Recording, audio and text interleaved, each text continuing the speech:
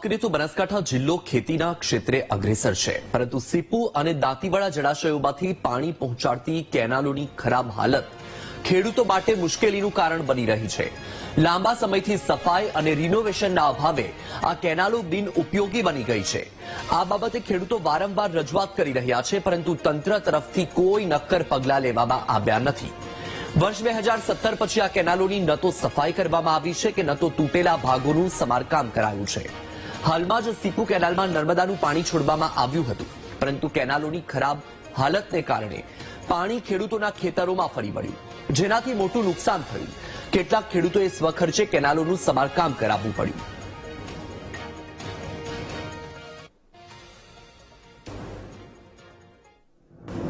અમારી એમ ગણો 2017 થી છે કોઈ પાણી જ હેડતું નથી, ખાલી આંકડા કાપે ને બધા એમ નમદાતા બધું ભ્રમણ પડ્યું છે।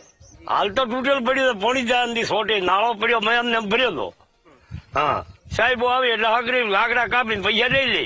આ ખેતરમાં વાયેલો એ જાય ફેલ, બધા મળે ઘરે કોઈ ને અમે એમને ગરીબ હતા નવરા નોકરા કે અમને હવે કરવાના જોવાનું। કેનાલની પરિસ્થિતિ કોઈ આ 2, 4, 5 વર્ષથી ખાલી આવે છે, આંકડા કાપી અને આળો કાઢીને થોડું બાળીને રવાના થઈ જાય કહે છે કેનાલ રિપેરિંગ થઈ ગઈ, ચીડે રેલો મેચ્યો હતો। આ મણા પેપરનું પાણી વાલી ઉતારી ખાલી રેલો લહેર ભેની છી અને વળીને કોઈ રેલોય નથી આવ્યો કે કોઈ રિપેરિંગ નહીં આવ્યું। તો સરકારને આપણે પાકી બોલતી છે, આ આંકડા કાપ્યા, એ આંકડા ખાલી કાપીને મજૂરી એમને નોશાથી બાલ્યા નથી। બનાસકાંઠા જિલ્લામાં સીપુ ડેમ આવેલો છે, એની આ મેઇન કેનાલ છે, જે છે એક મહુડીથી ચાલુ થાય છે અને આ બાજુ જેગડા સુધી તો જોયેલી છે, આગળ ગુગલ બાજુ પણ જાય છે।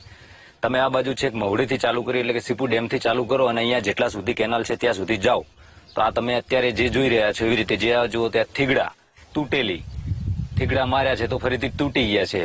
પછી ઉપર જુઓ તો ઝાડખા એમના એમ છે, આંકડા ઉગ્યા છે, કાંટાળી પણ આ બોરડીને બીજીને ઉગેલી છે। આ બાજુ જુઓ તો વાડ છે, તમે જે બાજુ જોયો એ બાજુ।